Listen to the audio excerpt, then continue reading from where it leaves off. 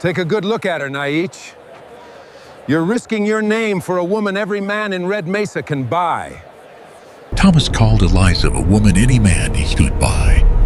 The whole town waited for Gabriel to draw his gun. Instead, he gave her the one thing no man ever had: a choice. Eliza Bell. May I kiss you?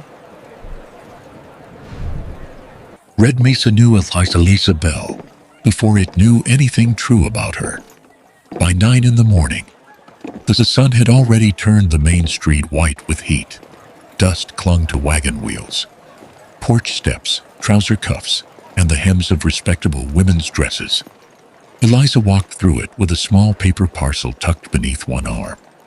Her head neither bowed nor lifted too high. She wore a dark blue dress, buttoned to the throat. That offended some of the women, more than if she had worn red silk. Mrs. Talbot stood outside the mercantile with 2 other wives and watched Eliza approach. Their conversation stopped before she reached them. "There she goes," one woman whispered, "as modest as a preacher's daughter." Mrs. Talbot's mouth tightened. "Modest women do not sell themselves after sundown." The others laughed softly. Eliza heard them. She always heard them. She kept walking. That was another thing the women disliked. Eliza never argued, never pleaded, never gave them the satisfaction of seeing her hurry away in shame. She wore high collars, long sleeves, plain skirts, and hardly any jewelry. Her brown hair was pinned neatly at the back of her head. And even without rouge, there was something gentle in her face that made cruelty look uglier beside her. "Look at her," another woman murmured. "You would think butter would not melt in her mouth." Miss Talbot answered, loud enough for Eliza to hear. "Dirt is still dirt under a clean dress." Only Abigail Ward did not laugh. The older widow stood a few steps away, with a market basket on her arm. For a moment, her lips parted as if she meant to say something. Then Mrs. Talbot glanced her way, and whatever courage Abigail had gathered seemed to leave her. She lowered her eyes. Eliza noticed. Silence was kinder than cruelty. Perhaps, but not by much. Eliza's fingers tightened around the parcel. She did not turn. Across the street, 3 men outside the Silver Star Saloon watched her with a different kind of contempt. One spat into the dust. "Think she remembers me." The second man laughed. "For what you paid. She ought to." The third said nothing. He only watched Eliza's hips as she walked, his eyes slow and hungry. That was the way of Red Mesa. The women looked at Eliza as though she carried disease on her skin. The men looked at her as though they wanted the disease and hated her for making them want it. Eliza crossed toward the boarding rooms behind the saloon. A little boy ran ahead of his mother and nearly bumped into her. Eliza stepped aside quickly. The boy looked up. "Morning, Miss Eliza." His mother seized him by the shoulder. "Don't speak to her." The boy blinked. "Why?" The woman pulled him away. "Because I said so." Eliza stood still for 1 second. Then she went on. From the hitching rail outside the feed store, Gabriel Naiche watched the entire thing. He had ridden into Red Mesa that morning with dust on his black coat and 2 ranch hands behind him. Men in town knew him because cattle money had a way of forcing acquaintance where friendship would never grow. Some called him Mr. Naiche to his face, and something less respectful after he passed. Gabriel was used to being watched. That morning, however, he found himself watching someone else. Not because Eliza was beautiful, though she was. He watched because she had not changed her stride once. Not when the women whispered. Not when the men stared. Not when the mother pulled her child away, as though Eliza's shadow might stain him. Gabriel said nothing. He simply remembered her face by nightfall. The heat had gone out of the street, Wind moved cold through the alleys, carrying dust and the smell of horse sweat, tobacco, and wood smoke. Gabriel was leaving the livery when he saw Eliza again. She stood behind the saloon in the narrow strippy face of darkness between two buildings. An old man sat against the wall, shaking beneath a threadbare coat. Eliza crouched beside him. She removed the shawl from her own shoulders and wrapped it around his chest. The old man looked embarrassed. "I got nothing to pay you with, Miss Eliza. I didn't ask you for anything." Gabriel stepped closer. Eliza looked up and saw him. Her expression changed at once. Not fear exactly. Something more practiced than fear. Wariness. Gabriel glanced at the old man. "He can't pay you." Eliza rose slowly. "I know." "Then why give him your shawl?" She studied Gabriel as if trying to understand what kind of trap the question held. Finally she said, "Because he's cold." For the first time that day, Gabriel almost smiled. Then a small voice came from the back doorway. "Mama Eliza." Before we discover why a wealthy Apache cowboy would risk his name and everything he had built for the woman Red Mesa treated like dirt, take a moment to like this story and subscribe to the Wild West Tales. Every new subscriber means so much to us. And if you believe a person's past should never decide whether they deserve love, let us know in the comments. Now, let us return to Eliza Bell and the quiet stranger who was about to see what the whole town refused to see. The little girl in the doorway could not have been more than 6. She wore a faded cotton dress and no shoes, and one of her braids had nearly come undone. She looked first at Eliza, then at Gabriel, then at the shawl wrapped around the old man's trembling shoulders. "Mama Eliza, you're going to be cold." Something changed in Eliza's face. The guarded expression Gabriel had seen all day disappeared. And for a moment she looked younger, almost like the woman she might have been before Red Mesa learned her name. "I'm coming inside, Lucy." The girl looked at Gabriel with open curiosity. "Is he a customer?" Eliza went still. "No, Lucy." Gabriel saw the embarrassment rise into her face and spared her by looking toward the old man instead. "No," Eliza repeated more quietly. "He isn't."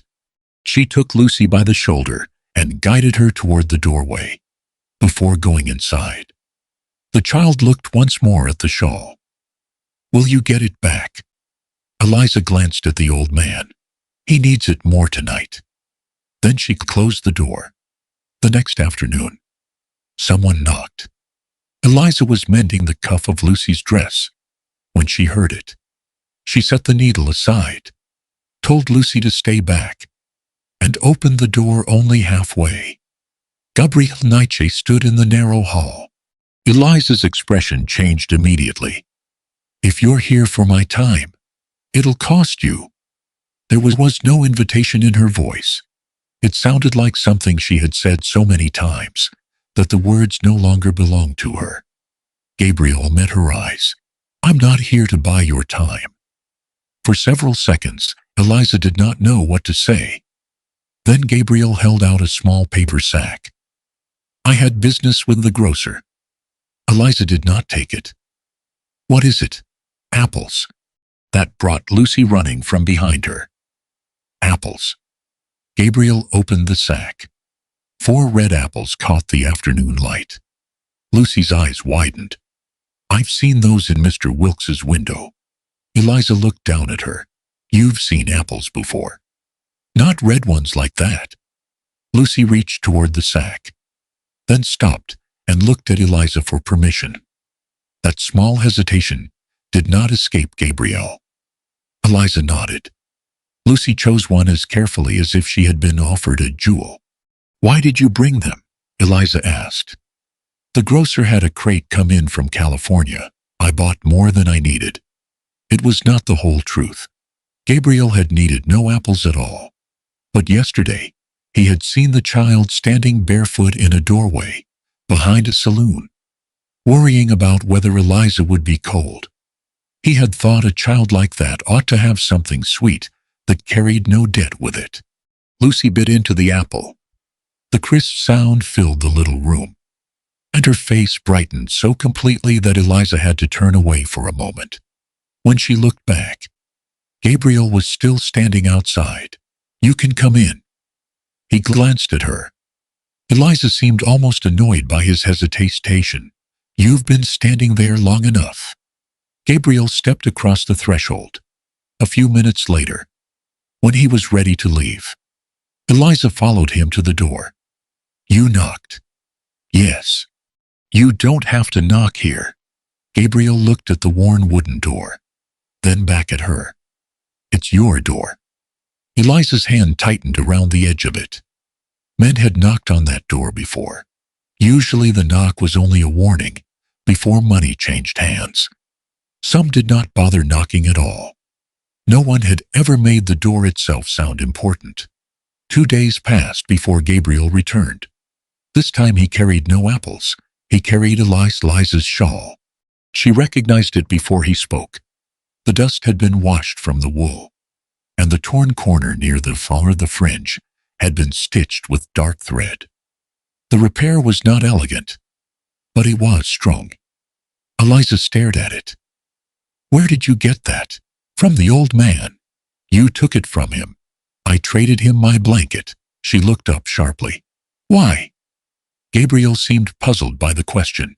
He needed something warmer. Eliza touched the repaired corner. "And this?" "I can mend a saddle." I figured cloth couldn't be much more stubborn. A laugh escaped her before she could stop it. It was small and brief, but Gabriel heard it. So did Eliza. For a moment, she seemed almost ashamed of the sound. Gabriel handed her the shawl. She held it against herself, not because she was cold, but because she did not know what else to do with her hands. Lucy sat on the floor nearby, with an old newspaper spread across her knees, struggling through a paragraph one word at a time. Eliza corrected her gently, and Gabriel listened. "You read well," he said. Eliza looked up. "Does that surprise you?" "No. It surprises most men. I don't spend much time worrying about most men." This time she almost yelled on purpose. Gabriel noticed a battered book on the shelf behind her. Its cover was faded, its spine cracked nearly through. "You like books." "I did once."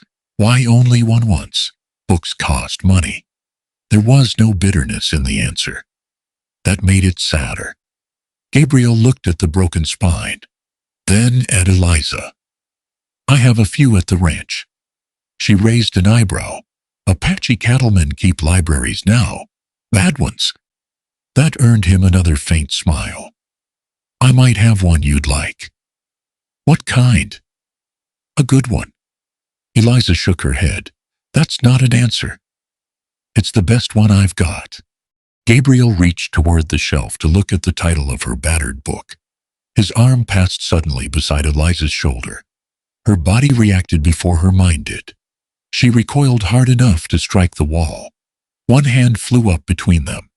The color vanished from her face. Gabriel stopped instantly. His hand remained where it was, suspended in the empty space between them. For one terrible second, Eliza waited for what usually came next. A laugh, a teasing word, a man telling her not to pretend innocence after everything she had done. Perhaps another step forward, because some men enjoyed discovering exactly where fear lived in a woman. Gabriel did none of it. He lowered his hand. Then he stepped back. "I'm sorry." Eliza stared at him. He did not ask who had hurt her. He did not tell her there was nothing to fear. He did not touch her to prove that his touch was different. He simply gave the distance back. Lucy looked up from the newspaper. "Mama Eliza." "I'm all right, sweetheart." But Eliza was still watching Gabriel. He picked up his hat. I should go. At the doorway he stopped, but he did not turn toward her again. I'll bring that book next time. Then he left. Eliza heard his boots descend the outside steps. She heard them cross the packed earth behind the saloon, then fade into the sounds of Red Mesa. Only then did she lower the hand she had been holding against her chest. Her shawl rested over the back of the chair. Clean now, its torn corner repaired. The apples sat on the table, and the door was closed. Eliza stared at it for a long time. Gabriel Naiche had seen something she had spent years teaching herself to hide. He had seen fear move through her before she could cover it with a smile, a price, or a hard word. He had seen exactly where she was vulnerable, and he had stepped back. Gabriel returned 3 days later with a book wrapped in brown paper. As always, he knocked. Eliza opened the door and glanced first at his face, then at the package beneath his arm. Something between them had changed since the afternoon she had flinched from his hand. She expected questions about it. None came. Gabriel simply held out the package. You said you had a good one. I said I thought it was good. Eliza unwrapped it carefully. The cover was worn but sound, and when she opened it, she ran her fingertips over the printed page with an affection Gabriel recognized immediately. Lucy peered around her arm. Does it have Indians? No, Gabriel said. Gunfighters? No. Then how do you know it's good? Eliza laughed. Gabriel looked at her, and the sound stayed with him longer than it should have. That afternoon, he noticed several loose sheets on the table, covered in Eliza's handwriting. Columns of numbers ran neatly down one page. Eliza saw him looking and gathered them together. Household expenses. You keep accounts. I keep from starving. Gabriel reached into his coat and removed a folded sheet from his ranch ledger.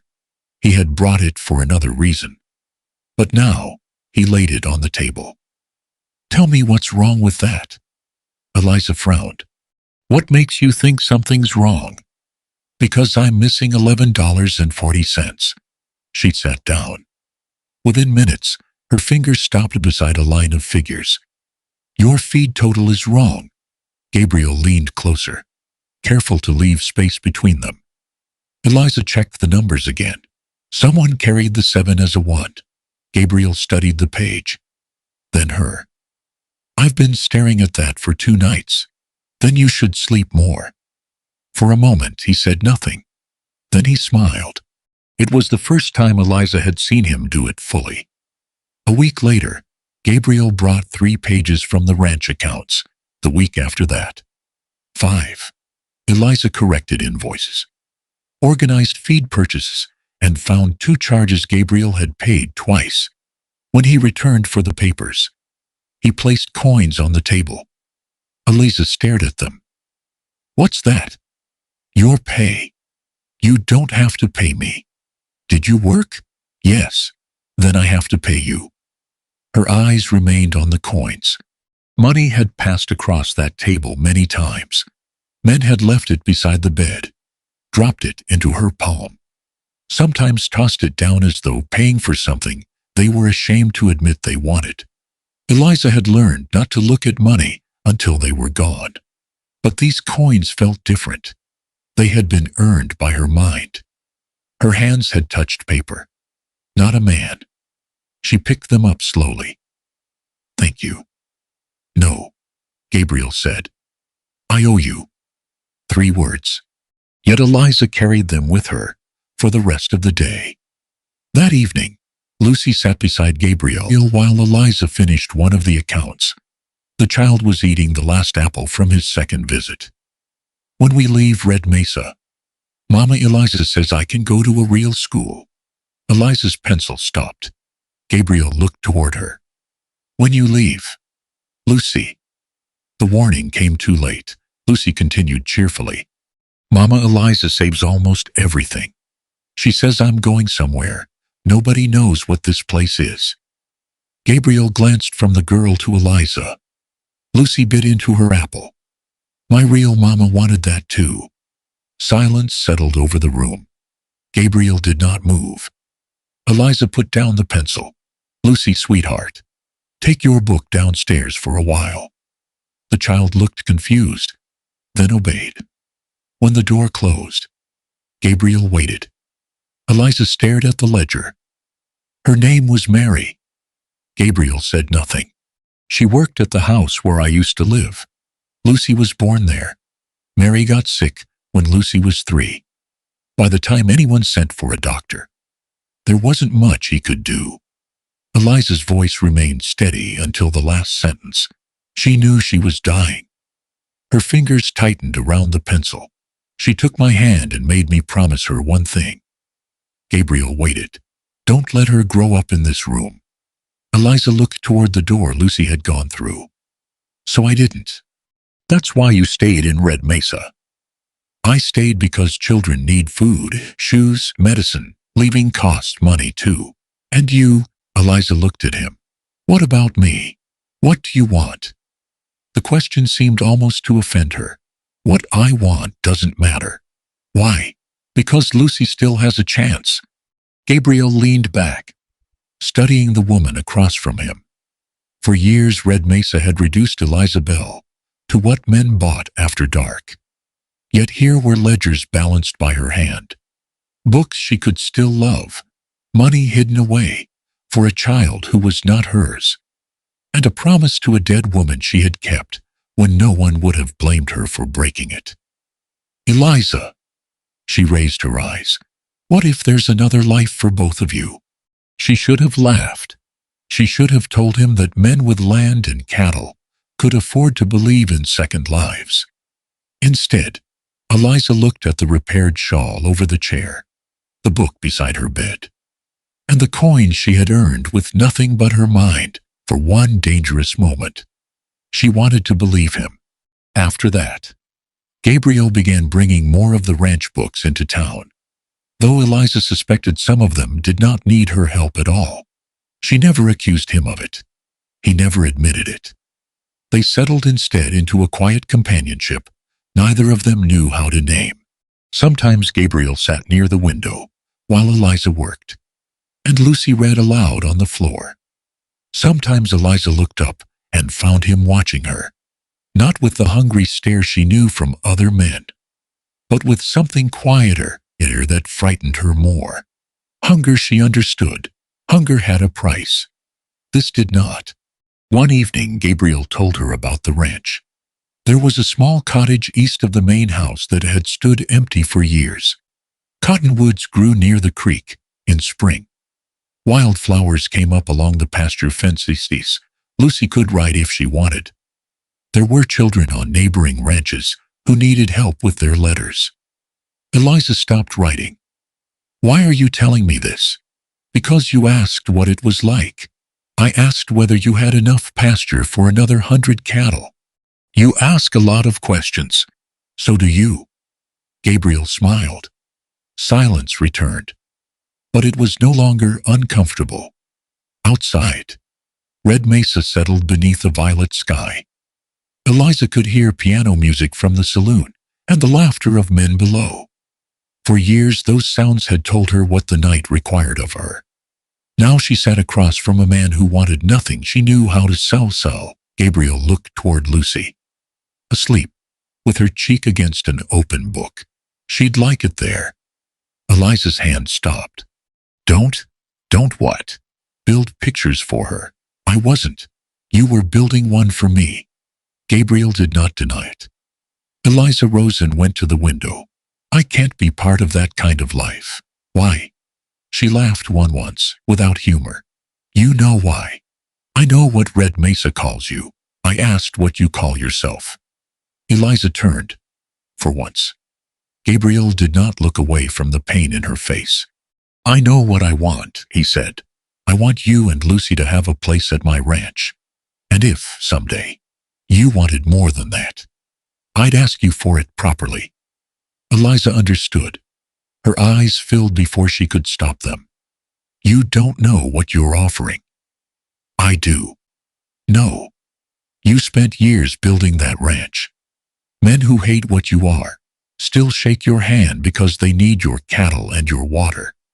You've spent half your life making them say your name with respect. She swallowed. Don't give your name to a woman like me. Gabriel was quiet for a long moment. What kind of woman is that? Eliza opened her mouth. Nothing came. She could have repeated every word Red Mesa had ever used for her. But standing before Gabriel, she suddenly could not make any of them sound like the truth. Please go. He picked up his hat. At the door, he stopped. He did not argue. He did not tell her she was wrong.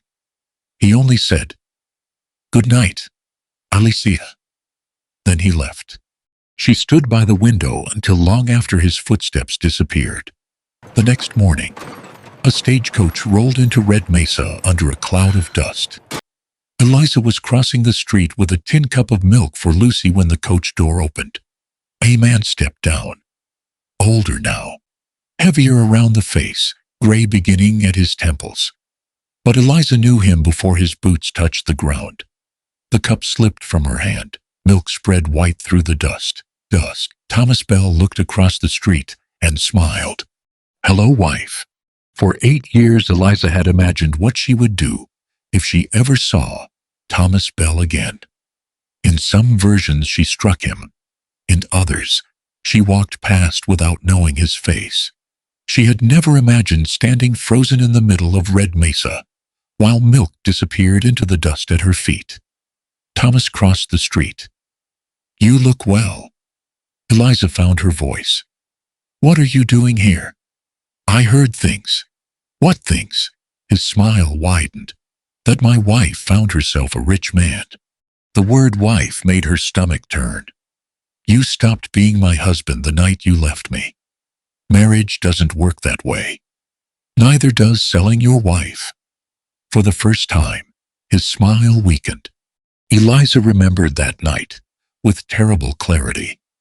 Thomas had told her they were going to Red Mesa for a new beginning. Instead, he had taken her through the back door of a brothel and spoken privately with the madam. There had been money on the table when he came out. Thomas kissed Eliza's forehead and told her to behave herself. By morning, he was gone. The madam told Eliza she owed for what had been paid to Thomas. Then for the room, meals, dresses, medicine. And every day she was too sick to work. Each month, Eliza earned money. Each month, the debt somehow remained.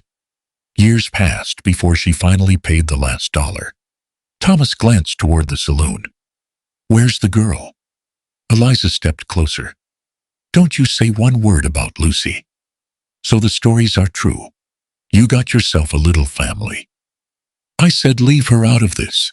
And Naiche." Eliza's silence answered him. Thomas chuckled. "I hear he's got more cattle than most white ranchers in this county. Good water, too." Then Eliza understood. "You came for money. I came to settle a family matter. You don't have a family." Thomas leaned closer. "Maybe your Apache does." Eliza slapped him. The sound turned several heads along the street. Thomas touched his cheek. But instead of striking her back, he smiled. There she is. By afternoon, Gabriel knew Thomas was in town.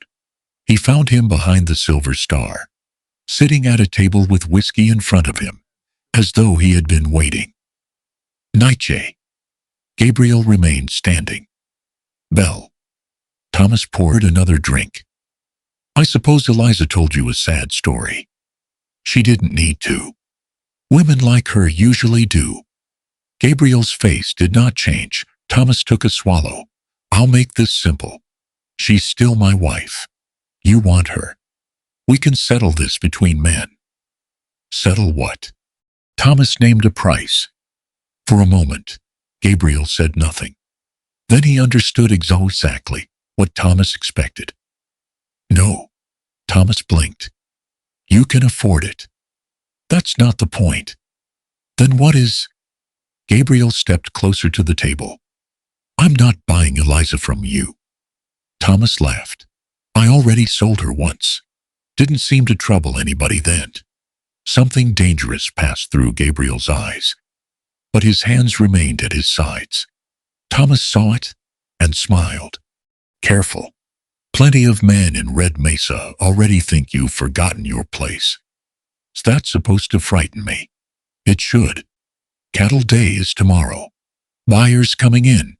From 3 counties, bankers, ranchers, merchants, men you do business with. Gabriel said nothing. Thomas leaned back. How many of them shake an Apache's hand because they respect him? And how many because his cattle make them money? Now imagine making them choose between doing business with you and watching you parade a whore around like a wife. Gabriel's jaw tightened. Thomas smiled. She's my wife. She belongs to me. Gabriel looked down at him. She belongs to herself. Neither man noticed Eliza standing beyond the half-open back door. She had come looking for Gabriel. Instead, she heard Thomas describe exactly what Gabriel could lose. Contracts, buyers, credit, the respect he had spent years forcing reluctant men to give him. Eliza knew what Red Mesa said about Gabriel when he could not hear.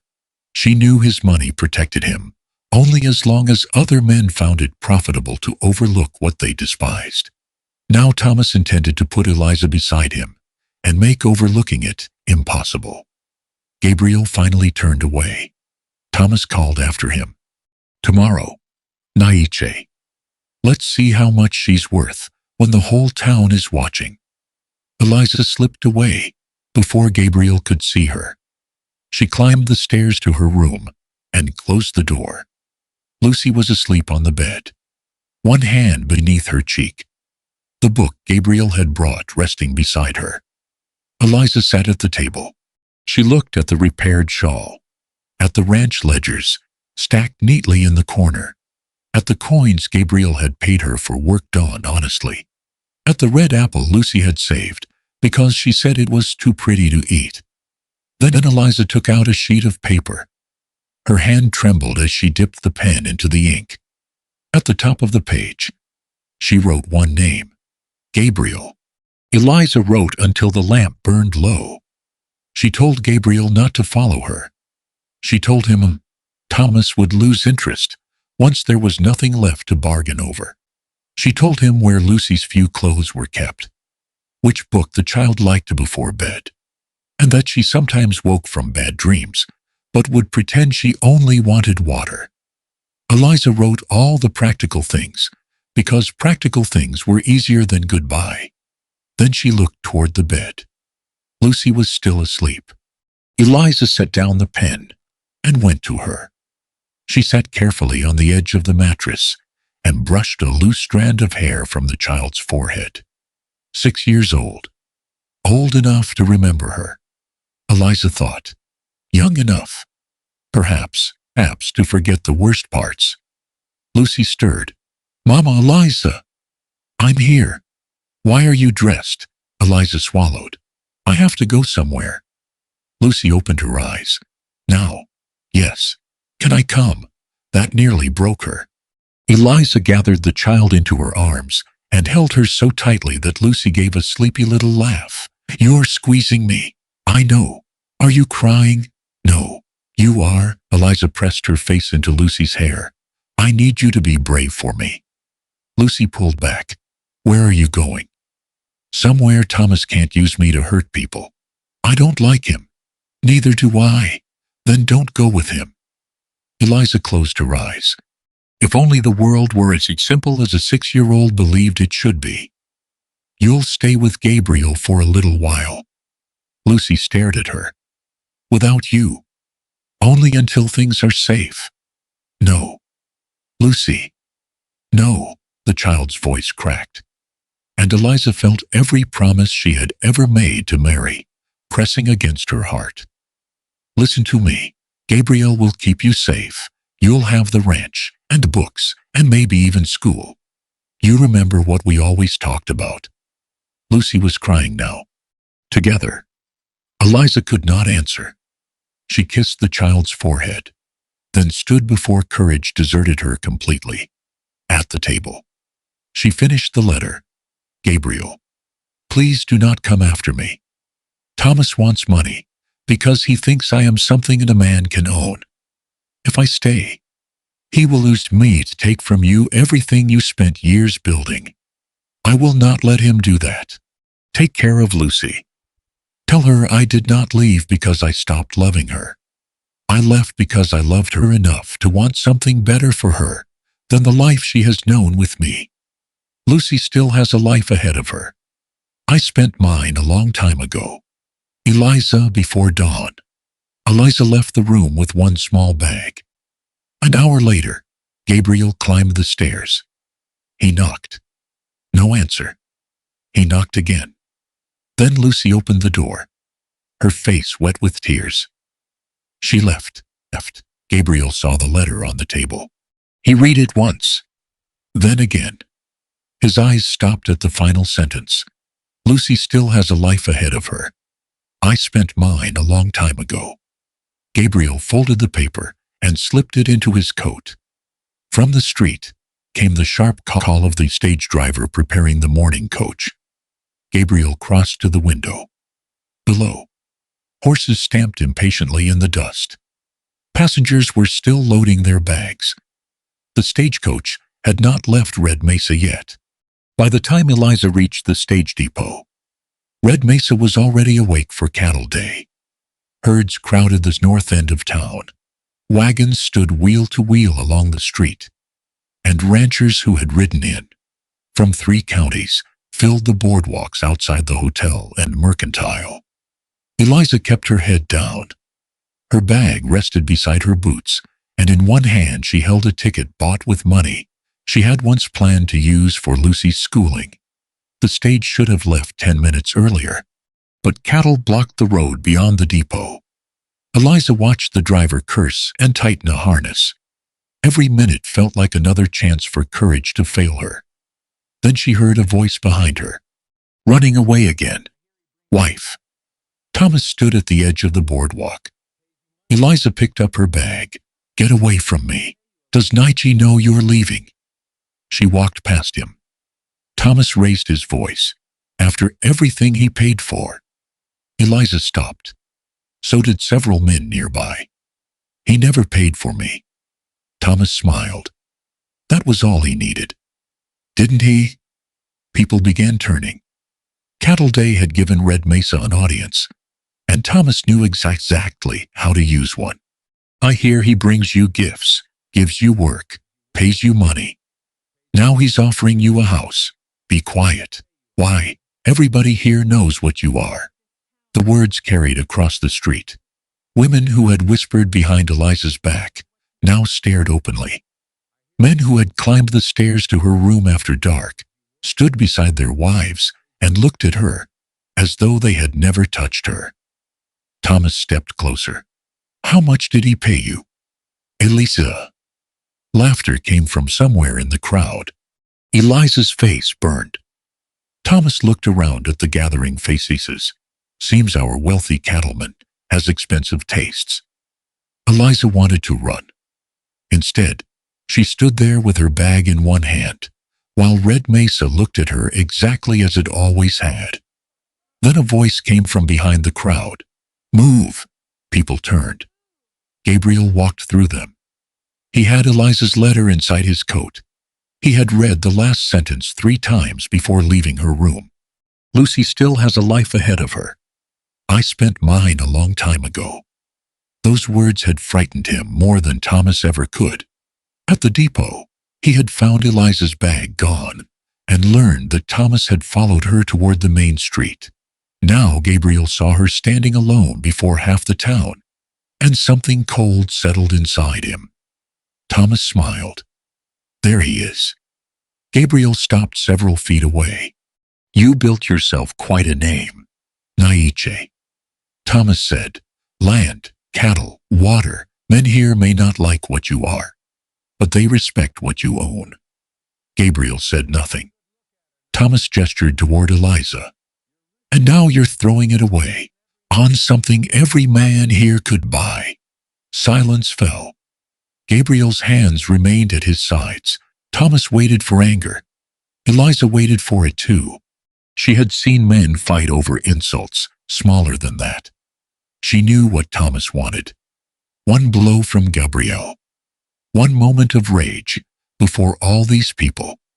And Thomas would have another story to tell about the Apache, who had forgotten his place. Gabriel looked at Thomas only once. Then he walked past him, straight to Eliza. Her eyes were wet. "I read your letter," he said. Eliza lowered her face. "I'm sorry. Look at me." Slowly. She did. "You don't owe him anything." Thomas spoke behind him. "She's my wife." Gabriel did not turn. "You don't owe this town anything either." Eliza's mouth trembled. "I can't let you lose everything because of me. That's my decision. And leaving is mine." "Yes." The answer startled her. Gabriel glanced toward the waiting stage. "If you want that coach, I'll put your bag on it myself." Eliza stared at him. He meant it. That was the terrible beauty of him. Even now, with the possibility of losing her standing between them, Gabriel would not close the door she had chosen. "I won't ask you to stay," he said. A tear slipped down Eliza's cheek. Behind them, no one moved. Gabriel took one small step closer. "But before you decide, there is something I want to ask." His hands remained at his sides. "Eliza Bell, may I kiss you?" The world seemed to stop. Eliza heard no cattle, no wagon wheels, no whispering women. She saw a different door. A locked room. Money left beside a bed. Thomas walking away. Hands that had taken because money had already answered for her. Then another door. A knock. 4 red apples in a paper sack. Lucy laughing. A clean shawl with its torn corner, carefully stitched. Coins beside a ledger. "Did you work?" "Yes." "Then I have to pay you." And a hand reaching past her, her body recoiling. Gabriel stopping, stepping back, giving the distance back to her. Now he stood before all of Red Mesa. Close enough to touch her, but he had not. He was waiting. No man had ever made waiting feel like love. Eliza looked at Thomas, then at the women who had called her dirty beneath a clean dress. She looked at the men who desired her in darkness and despised her in daylight. For years they had told her what she was. Thomas had decided what her body was worth. The brothel had decided what she owed. Red Mesa had decided what she deserved. Even Eliza had decided her own life was already spent. Gabriel had decided nothing for her. He had asked. Eliza turned back to him. Yes. Only then did Gabriel touch her. One hand rose slowly to her cheek, giving her every moment to change her mind. Then he bent and kissed her. It was not a hungry kiss. It was gentle, brief, tender enough to break something inside Eliza that cruelty never had. When they parted, Gabriel did not pull her against him. He waited again. Eliza was the one who reached for his hand. No one applauded. The silence was too honest for that.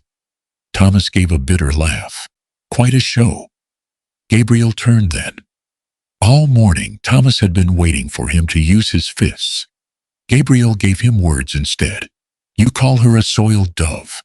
His voice was not loud, but the street had grown so quiet that no one needed him to raise it. "I've known men this town calls respectable, who wore clean clothes and carried more filth inside them than Eliza ever did." Several men stopped looking at him. "I know she raised a child who wasn't born from her body because a dying woman trusted her with that child's life. I know she gave her shawl to an old man shivering in the cold when she had little enough herself.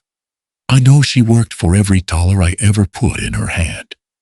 Gabriel looked across the faces of Red Mesa. "If a woman like that is unclean, then I don't know what clean means." Thomas shook his head. You don't know what she is. This time Eliza answered, Yes, he does. Her voice trembled, but it did not break. She released Gabriel's hand and turned toward Thomas.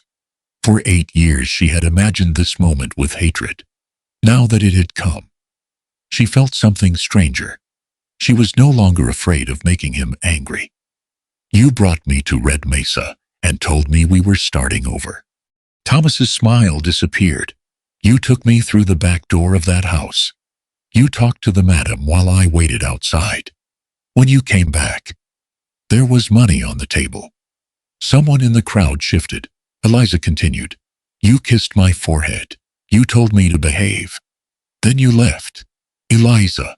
No. The word came stronger this time. You don't get to speak now. Thomas stared at her. So did the town.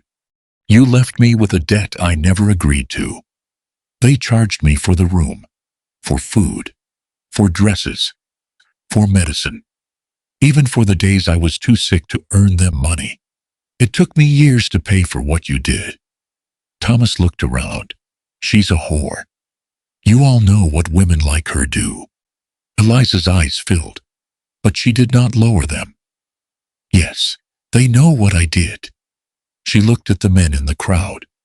Some met her eyes. Most could not. But none of them ever asked how I got there. The silence changed. It was no longer the silence of people waiting to see Eliza humiliated. It was the silence of people being asked to remember what they had chosen not to know. Thomas stepped toward her. You're still my wife. Eliza did not move. No. Law says different. Then the law can settle the marriage. She drew a breath. But you will never own me again.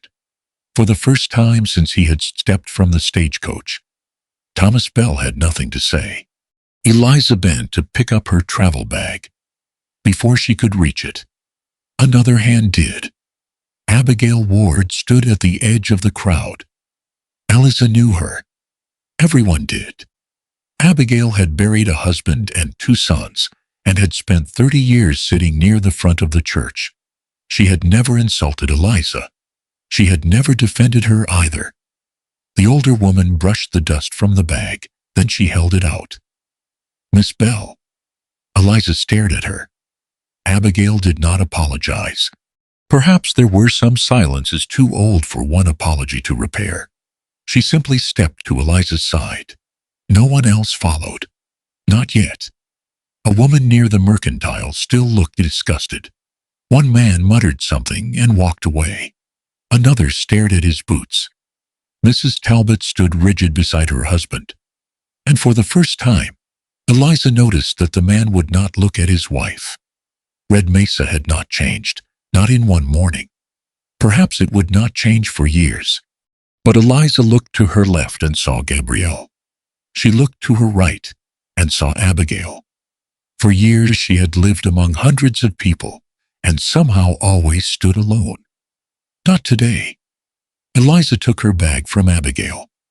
Then she looked at Thomas one last time. There was no hatred left in her face that frightened him more than hatred would have. Eliza turned away, and for the first time in 8 years, Thomas Bell was behind her because she had chosen to put him there. She looked at the stagecoach waiting at the end of the street, then at Gabriel. He did not ask which way she would go. He waited. Of course, he waited. And suddenly, Eliza understood something she should have understood years ago. She did not need Red Mesa to forgive her. She did not need Thomas to release her. She did not even need Gabriel to rescue her.